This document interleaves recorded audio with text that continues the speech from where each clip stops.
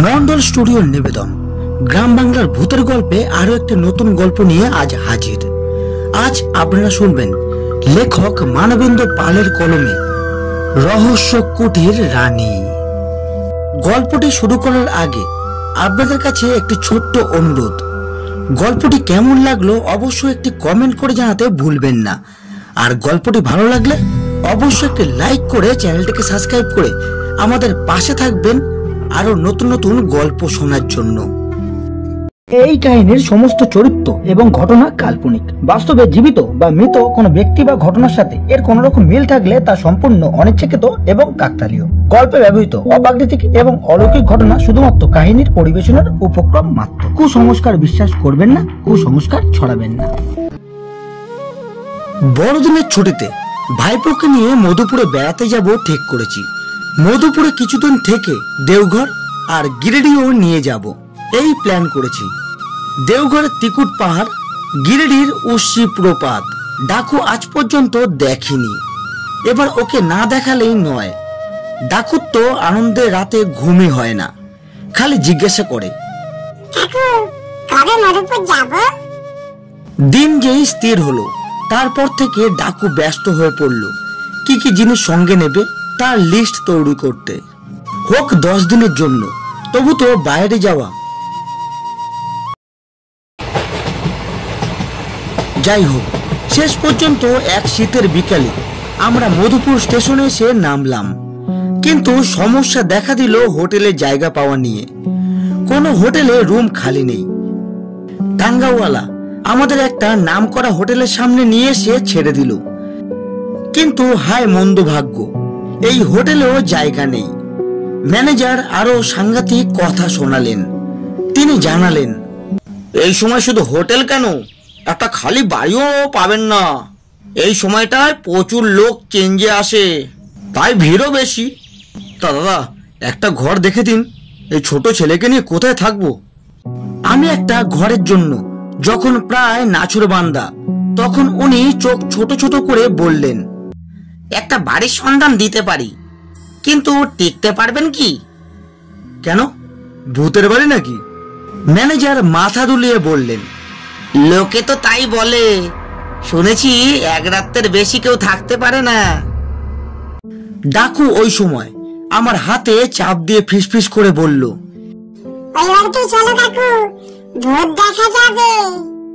আমি তখন ভালো মানুষের মতো মুখ করে ম্যানেজারকে বললাম, কি আর করা যাবে, ঠিকানাটা দিন তাহলে, ভূতের বাড়িতেই কদিন কাটাই। ম্যানেজার তখন কোথা দিয়ে কোথায় যেতে হবে ভালো করে বুঝিয়ে দিল। শহরের বাইরে নদীর ধারে একটা কবরখানা আছে, তারই পাশে বিরাট গম্বুজাকার একটা পুরনো দোতলা বাড়ি দেখতে পাবেন। সেই বাড়িতে একজন মহিলা থাকেন, তিনিই বাড়ির মালিক। তিনি যদি রাজি থাকেন তাহলে হয়তো সেই বাড়িতে একখানা ঘর পেয়েও যেতে পারেন। ধন্যবাদ দাদা, যা শুনেছি তাতে মনে হয় উনি ভাড়া দেবেন।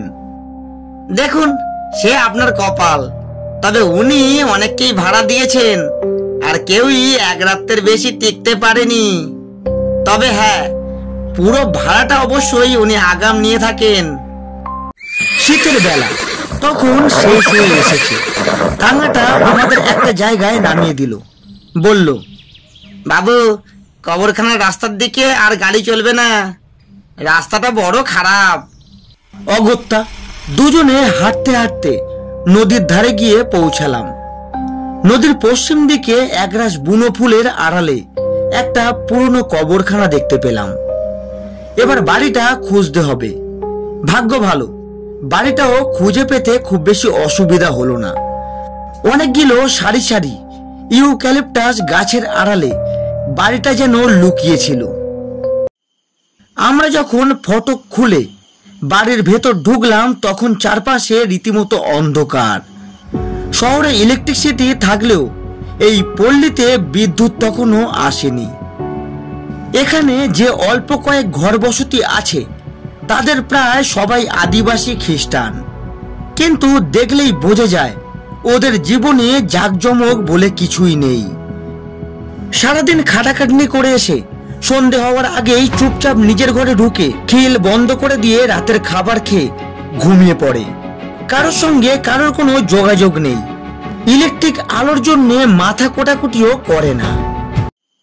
যাই হোক, আমরা সেই বাড়ির বাইরের ঘরে এসে ঢুকলাম। প্রথমে কুপকুপে অন্ধকার ঘর। আমি ডাকলাম, কেউ আছেন? কোনো সাড়া নেই। আবার ডাকলাম, কেউ কি আছেন? এবারও কোনো সাড়া নেই। এরপর ব্যাগ থেকে টর্চ বের করে জ্বালালাম। সেই আলোয় দেখলাম সামনে আরেকটা দরজা। সেই দরজা দিয়ে ভেতরে ঢুকলাম।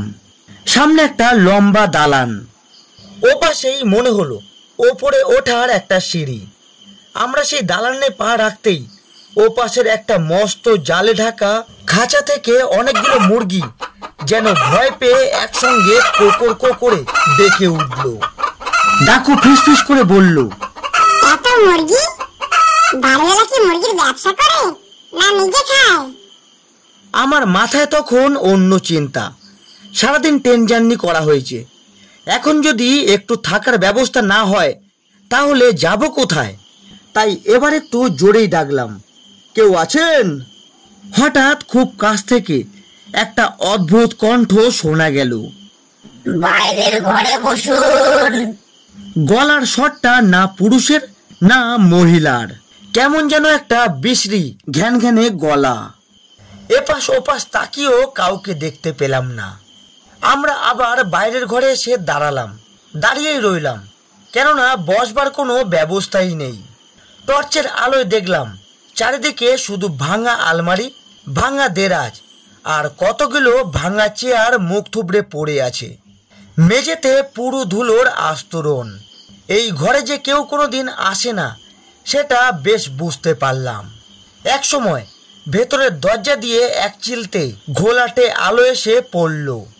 তারপর দেখলাম কালো গ্রাউন পরা একজন মহিলা হাতে পেট মোটা একটা সেকেলে সেজবাতি নিয়ে এসে এ ঘরে ঢুকলেন। একেবারে আপাদমস্তক কালো গ্রাউনে ঢাকা, গলা থেকে একটা লম্বা ক্রুশ গ্রাউনের ওপরে এসে ঝুলছে। মুখটা অস্বাভাবিক সাদা, গালের হনু দুটো একটু উঁচু আর সেই সঙ্গে গালের বাকি অংশ একটু বসা। মহিলা বেশ লম্বা, কিন্তু কত বয়স তা ঠিক বোঝা যাচ্ছিল না। আমি একটু ইতস্তত করে নমস্কার জানিয়ে বললাম, আপনাকে মনে হয় বেশ বিরক্ত করলাম। ভদ্র মহিলা সেই অস্বাভাবিক ভাবলেশীন গম্ভীর স্বরে খ্যানখ্যানে গলায় বললেন, কি বলতে চান বলুন। আমি ইতস্তত করে বললাম, এই দিন দশেকের জন্যে আমার একটা ঘর লাগবে, থাকবো এই আমরা দুজন, আমি আর আমার এই ভাইপো। এতক্ষণে ডাকুর দিকে ওর লক্ষ্য পড়ল। উনি সেই পেট মোটা সেজ বাতিটা আরেকটু বাড়িয়ে ধরে ডাকুকে ভালো করে দেখতে লাগলেন। আর সেই মুহূর্তে আমি ওকে ভালো করে দেখতে পেলাম, সেই সঙ্গে ওর চোখ দুটো। সে যে কি তীক্ষ্ণ আর কি জ্বলন্ত তা না দেখলে বোঝা যায় না। আমার মনে হলো উনি সেই চোখের দৃষ্টি দিয়ে ডাকুকে যেন গিলে খেতে চাইছেন। আমি তাড়াতাড়ি ডাকুকে আড়াল করে দাঁড়ালাম। ভদ্রমহিলা পূর্বের সেই ক্ষণক্ষণে গলায় আবার বললেন, তা শেষ পর্যন্ত আমার বাড়িতে কেন? ভূত দেখতে বুঝি? আমি এবার একটু হেসে ইতস্তত করে বললাম, না না, ভূত দেখতে আসবো কেন? কোথাও হোটেলে রুম পাচ্ছিলাম না, তাই হোটেলের ম্যানেজার বললেন।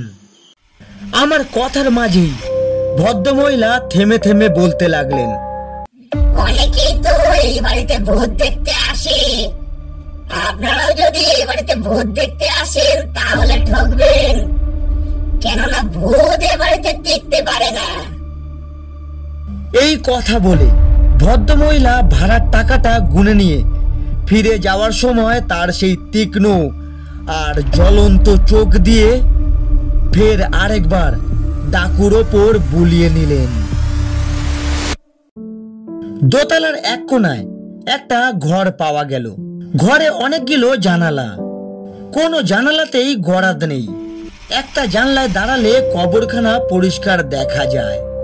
তবে এখানে একটাই অসুবিধে, খাওয়ার কোনো ব্যবস্থা এখানে নেই। হয় নিজে রাঁধো নয়তো হোটেলে খাও। নিজে আর কি রাঁধবো, সন্ধ্যের পর হোটেল থেকে খাওয়া দাওয়া করে ফিরে এসে খিল লাগিয়ে শুয়ে পড়লাম। একে প্রচন্ড শীত, তারপর শরীরে ক্লান্তি, তাই তাড়াতাড়ি চোখে ঘুম নেমে আসতো দেরি হলো না। দরজার করাঘাতের শব্দে ঘুম ভেঙে গেল। কে যেন কড়া নাড়ছে দরজায়। থরমর করে উঠে বসলাম। অন্ধকার ঘর, কান খাড়া করে কিছুক্ষণ রইলাম। ভুল শুনছি কি? দরজায় আবার করাঘাত করল। না, ভুল নয়, ওই তো কে যেন আবার দরজায় টোকা দিচ্ছে। এবার টের পেলাম পাশে ডাকুও চোখ রগড়াতে রগড়াতে উঠে বসেছে, টর্চ জেলে। সাবধানে দরজার খিল খুলতেই দেখি বাইরে ঝোড়ো কনকনে ঠান্ডা বাতাসে পর্দাগুলো উড়ছে পাগলের মতো। সেই সঙ্গে অমনি সেই বৃষ্টি ক্ষণক্ষণে কণ্ঠস্বর কানে এলো। Good morning. লম্বা একটা হাই তুলে আমিও বললাম গুড মর্নিং। খেয়াল করে দেখি ভোরের আলো ফুটছে সবে বাইরে, আর বাড়িওয়ালি মিস দফাদার কখন নিজেই 2 কাপ চা আর কিছু নোনতা বিস্কুট নিয়ে দাঁড়িয়ে আছেন দরজার বাইরে। আমরা অবাক, মিস দফাদার যে এইভাবে চা বিস্কুট নিয়ে নিজেই আপ্যায়ন করবে ভাবতেই পারিনি। মিস দফাদার বললেন, চাটা আপনাদের জন্য, প্লিজ খেয়ে দিন। চায়ের টেটা টেবিলে রাখতে রাখতে তিনি বললেন, আমি অবশ্য সব ভাড়াটেদের জন্য এরকম আপ্যায়ন করি না। থ্যাংক ইউ, আপনার এই সৌজন্য আমরা ভুলবো না। ধন্যবাদ জানিয়ে মিস দফাদার চলে যাচ্ছিলেন, আবার ফিরে দাঁড়ালেন। ফের একবার তাকালেন ডাকুর দিকে। ওহ, কি হিংস্র পৌশাচিক দৃষ্টি। হিস হিসে কণ্ঠে মিস দফাদার বললেন, কাল রাতে আপনাদের নিশ্চয়ই ঘুমের ব্যাঘাত ঘটেনি। আমি হেসে বললাম, না না, এতটুকু নয়। মিস দফাদার বলতেই যাচ্ছিলেন, মানে ভূতের ভয়? তার কথার মাঝেই আমি জোরে হেসে উঠে বললাম, আমি ভূতপুত বিশ্বাস করি না। মিস দফাদার আর দাঁড়ালেন না। হিলের খটখট শব্দ তুলে টানা বারান্দা ধরে হন হন করে হাঁটতে হাঁটতে নিজের ঘরে চলে গেলেন। 3টে দিন কি করে যেন কেটে গেল। মধুপুরটা মোটামুটি দেখা হয়ে গেছে। এবার দেওঘর যাওয়ার কথা ভাবছি, কিন্তু একটা জিনিস লক্ষ্য করছি, ডাকু যেন দিন দিন কিরকম অন্যমনস্ক আর খিটখিটে হয়ে উঠছে। দুপুর বেলাটা কিছুতেই আমার সঙ্গে বেরোতে চায় না। বলে, ভালো লাগছে না, তুমি যাও, আমি একটু শুয়ে থাকি। একা একা বেড়াতে ভালো লাগে না, তবু বেড়াই। মনে মনে ভাবি, ডাকুটার হঠাৎ হলো কি? সেদিন খাবার টেবিলে বসে হঠাৎ ও বলল, মিস দফাদার দিনের বেলা বাড়ি থাকে না। অবাক হয়ে জিজ্ঞাসা করলাম, কি করে জানলি? ডাকু হঠাৎ রেগে গিয়ে বলল, সে আমি বলবো না। ওর এই আচরণে আমি বেশ অবাক হলাম। নিজেকে সামলে নিয়ে বললাম, তা কোথায় জানুনি? তা কি তুই জানিস? তা জানি না। আচ্ছা, তুই কি দুপুর বেলায় ওইদিকে যাস নাকি? ওদিকে মানে মিস দফাদারের ঘরের দিকে? ডাকু গম্ভীর ভাবে বলল। হ্যাঁ যাই। তারপর একটু থেমে কেমন ভাঙা ভাঙা গলায় বলল, রোজ দুপুরে কে যেন আমায় ওইদিকে যাওয়ার জন্য ডাকে, আমি না গিয়ে পারি না। সেদিন দেখি ওই দিকের ঘরের জানলার নিচে এক গাদা মুরগির পালক পড়ে আছে, ঠিক যেন কেউ গোটা মুরগিগুলো ছিঁড়ে ছিঁড়ে খেয়েছে। এই কথাগুলো বলতে বলতে ওর চোখ মুখ কেমন যেন হয়ে গেল। তারপরে ও কাঁপতে কাঁপতে বিছানায় শুয়ে পড়ল। আমি এবার বেশ ভয় পেয়ে গেলাম। গভীরভাবে ভাবতে বসলাম, কেউ কে ওদিকে যাবার জন্য ডাকছে, কেনই বা ডাকছে? আর সেই ডাকার সঙ্গে মুরগির কি সম্পর্ক? ডাকু কি সজ্ঞানে ভুল বকছে? ওর কি শরীর টরীর খারাপ হলো? না, ভূতরে বাড়িতে কদিন থেকেও ভূত দেখার সৌভাগ্য আর হলো না। শুধু বাড়িওয়ালি মিস দফাদারের আচরণগুলোই আমায় একটু অবাক করছিল। ওকে দেখেছিলাম সেই প্রথম দিন, যেদিন সকালে উনি চা নিয়ে এসেছিলেন আমাদের জন্য। তারপরে আর কদিনে তাকে দেখিনি। তবে এটুকু বুঝতে পেরেছি, উনি ঠিক সাধারণ মহিলাদের মতো জীবনযাপন করেন না। এমনকি ডাকু একদিন গম্ভীরভাবে একটা খবর শোনালো। জানো কাকু, মিস দফাদার বোধহয় কিছু খান না। তার কোনো হাঁড়ি পাতিক নেই, রান্নার গ্যাসও নেই, উনুনও নেই, আর স্টোভ বা চুল্লি কিছুই নেই। আমি ওকে ফের জিজ্ঞাসা করলাম, তুই জানলি কি করে? ডাকু হঠাৎ ঘর থেকে বেরিয়ে যেতে যেতে বলল, আরে কত কি জানতে পারবো। ওর এই ধরনের কথায় আমার কেমন গাটা ছমছম করলো। কিছু কথা বলার সময় ও কিরকম যেন অস্বাভাবিক হয়ে যায়। এমন গম্ভীর চালে কথা বলে যেন মনে হয় কত বয়স্ক লোক কথা বলছে। এবার এখান থেকে পাত্তারি গোটাবো ভাবছি। ঠিক সেই রাতেই একটা ঘটনা ঘটলো। রাত তখন কত জানি না, শীতের রাত, পাহাড়ে শীত, ঘরের সমস্ত জানলা বন্ধ, মাথা পর্যন্ত লেপ মুড়ি দিয়ে ঘুমাচ্ছিলাম। মাথার কাছে সব সময় থাকে টর্চ আর দুটো বড় ছুরি, কি জানি কখন দরকার হয়। হঠাৎ কেন যেন ঘুমটা ভেঙে গেল। জেগেই দেখি পাশের বিছানায় ডাকু নেই, ঘরের দরজা খোলা। আমি চমকে উঠলাম, আরে ডাকু কোথায় গেল? ও তো রাত্রিরে বড় একটা ওঠে না, যদিও বা ওঠে তাহলে আমাকে ডাকে। তাহলে এক লাফে বিছানা থেকে নেমে বাইরে বেরিয়ে এলাম। সেই টানা বারান্দা ধরে মিস দফাদারের ঘরের দিকে চোখ পড়তেই দেখলাম মিস দফাদারের ঘর থেকে আগুনের আভার মতো কি যেন দাউ দাউ করে জ্বলছে, আবার নিভছে, আবার জ্বলে উঠছে। সঙ্গে সঙ্গে আগুনের রঙও বদলাচ্ছে, কখনো লাল, কখনো নীল, আবার কখনো বা সবুজ। মনে হলো এই গভীর রাতে এই বাড়িতে দাঁড়িয়ে দাঁড়িয়ে ম্যাজিক দেখছি। আর সেই জাদুকরি আগুনের আলোয় দেখলাম ডাকু বারান্দার দেওয়াল ধরে সেই ঘরের দিকে এগোচ্ছে। ডাকুকে চেঁচিয়ে ডাকবো সাহস হলো না। ছুটে গিয়ে ওকে জাপটে ধরে ফেললাম। আমায় দেখে ডাকুর সে কি রাগ, জোর করে হাত ছাড়িয়ে সে ওই আগুনের দিকেই যাবে। তখন আমিও সর্বশক্তি দিয়ে ডাকুকে পাজা কোলা করে তুলে নিয়ে ঘরে নিয়ে এসে দরজা বন্ধ করে দিলাম। ওকে বিছানায় শুয়ে দেওয়া মাত্রই কেমন যেন নেতিয়ে পড়ল। আমি ওর মুখের ওপর ঝুঁকে পড়ে লক্ষ্য করতে লাগলাম। ঘড়ির দিকে তাকিয়ে দেখি রাত তখন 2:30। হঠাৎ ডাকু ঘুমিয়ে ঘুমিয়ে কথাগুলো বলতে লাগলো, আমায় ছেড়ে দাও, আমায় ছেড়ে দাও, ওগো আমায় ছেড়ে দাও, ও যে আমায় ডাকছে, আমায় ছেড়ে দাও, আমায় ছেড়ে দাও, ওগো আমায় ছেড়ে দাও, ও যে আমায় ডাকছে, আমায় ডাকছে, আমায়, ও আমায় আজ খবরখানায় নিয়ে যেতে বলেছিল।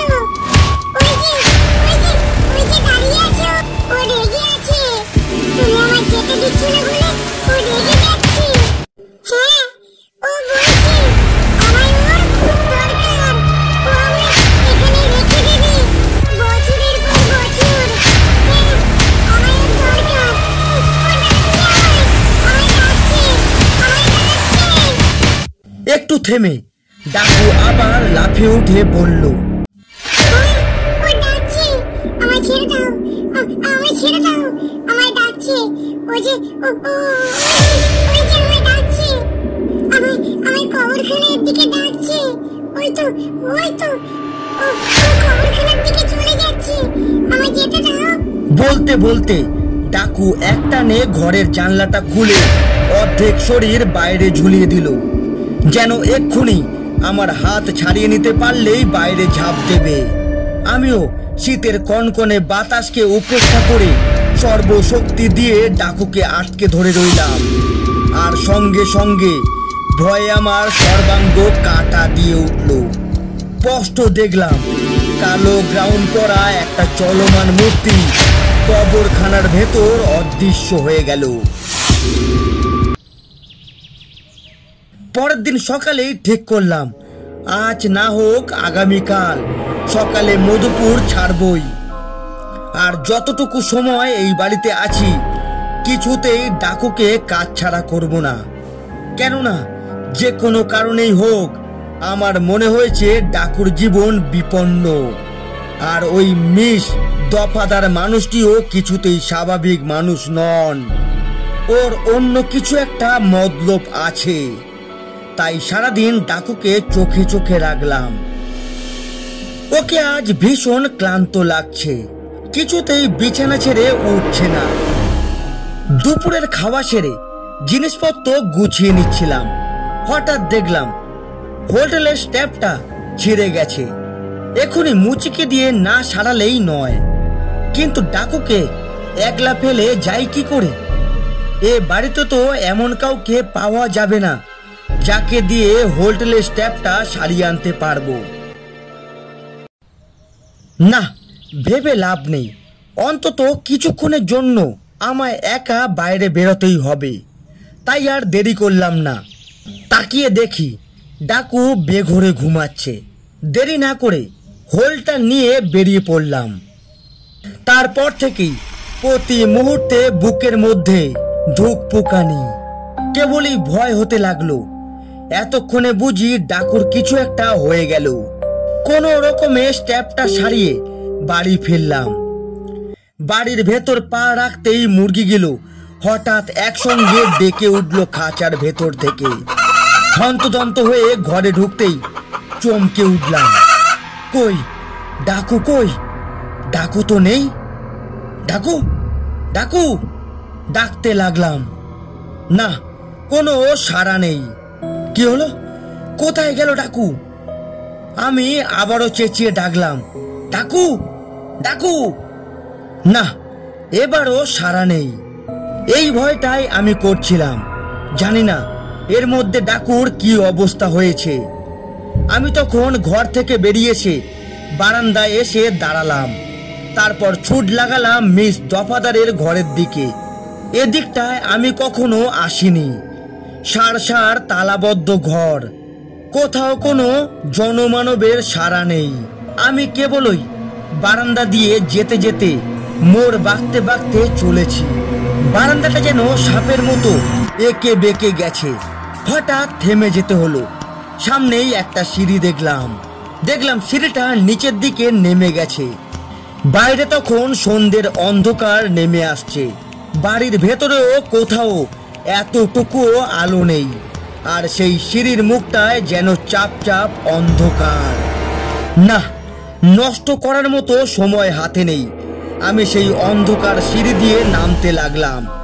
নামছি তো নামছি, নামছি তো নামছি, যেন কোনো পাতালপুরীর পথে পা বাড়িয়েছি। সিঁড়িগুলো এতই সরু আর অন্ধকার যে প্রতি মুহূর্তে ভয় হচ্ছে। এই বুঝি পা পিছলে পড়ে গেলাম, আর পড়ে গেলে যে কোথায় গড়িয়ে যাব ঠিক নেই। তাছাড়া যতই নামছি ততই যেন ঠান্ডাটা বাড়ছে। মনে হচ্ছে যেন বরফের দেশে চলেছি। এক সময় সিঁড়ি ফুরিয়ে গেল, কিন্তু এ কি? এ যে পায়ের তলায় নরম মাটি, কাদা কাদা, পিছল পিছল। অবাক হয়ে ভাববার মতো সময়টুকু নেই। ডাকুকে খুঁজে বের করতেই হবে। আমি অন্ধকারের মধ্যেই অন্ধের মতো শ্যাওলা ধরা দেওয়াল ধরে ধরে এগিয়ে চললাম। কিন্তু কিছু দূর যাওয়ার পর হঠাৎ থমকে দাঁড়ালাম। দরজায় জোরে করাঘাতের শব্দ শুনতে পেলাম। খুব কাছেই কে যেন কোথায় বন্ধ দরজায় জোরে জোরে করাঘাত করছে, ধুম ধুম শব্দ করে। আর একটু এগাতেই চমকে উঠলাম। কে যেন একটা বন্ধ ঘরের সামনে দাঁড়িয়ে দরজায় জোরে জোরে শব্দ করছে আর জোরে জোরে চিৎকার করে বলছে, এই যে আমি এসেছি, এই যে আমি এসেছি, এই যে আমি আমি চেঁচিয়ে ডেকে উঠলাম, ডাকু।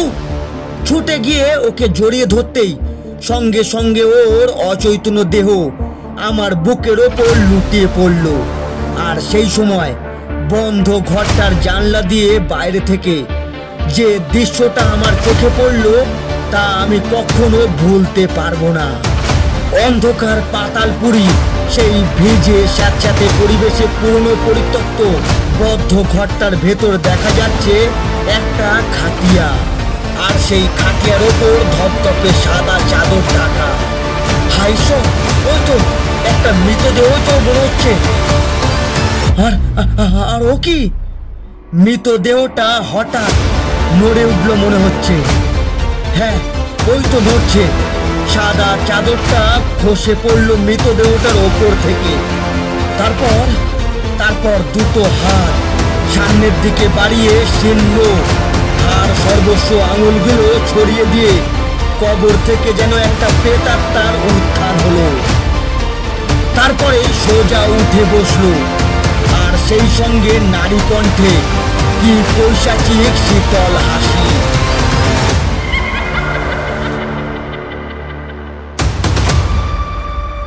মিস দফাদার! অজান্তেই আমার গলা দিয়ে একটা ভয়ার্থ চিৎকার বেরিয়ে এলো। তারপর কি করে যে ডাকুকে কাঁধের ওপর ফেলে সেই অন্ধকার সিঁড়ি বেয়ে ওপরে উঠে এসেছি তা বলতে পারবো না। তারপর ডাকুকে কাঁধের ওপর ফেলে সেই শীতের হিম শীতল সন্ধ্যায় দিক বিদিক জ্ঞান শূন্য হয়ে ছুটে বাড়ির বাইরে এসে নির্জন পথের ওপর দিয়ে ছুটতে লাগলাম শহরের দিকে। দৌড়াতে দৌড়াতে একবার পেছন ফিরে মিস দফাদারের ঘরের জানলার দিকে তাকিয়ে দেখি জানলার সামনে কালো গাউন পরা একটা মূর্তি আমাদের লক্ষ্য করছে। মুহূর্ত মাত্র না থেমে আমি ডাকুকে কাঁধে নিয়ে প্রাণপণে স্টেশনের দিকে ছুটতে লাগলাম। তখনও কানে আসছে শীতল কণ্ঠের সেই রক্তহীন করা পৈশাচিক হাসি।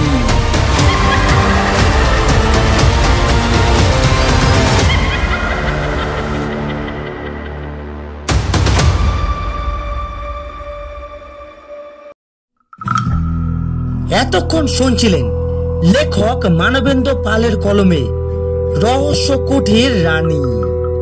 আজকের গল্পটি আপনাদের কেমন লাগলো অবশ্যই একটি কমেন্ট করে জানাতে ভুলবেন না। আর ভিডিওটি ভালো লাগলে অবশ্যই একটি লাইক করে চ্যানেলটিকে সাবস্ক্রাইব করে আমাদের পাশে থাকবেন আরো নতুন নতুন গল্প পাওয়ার জন্য। আজ এতটুকু, দেখা হচ্ছে আরো একটি নতুন গল্প নিয়ে। ততক্ষণ নিজে ভালো থাকুন আর সকলকে ভালো থাকতে সাহায্য করুন।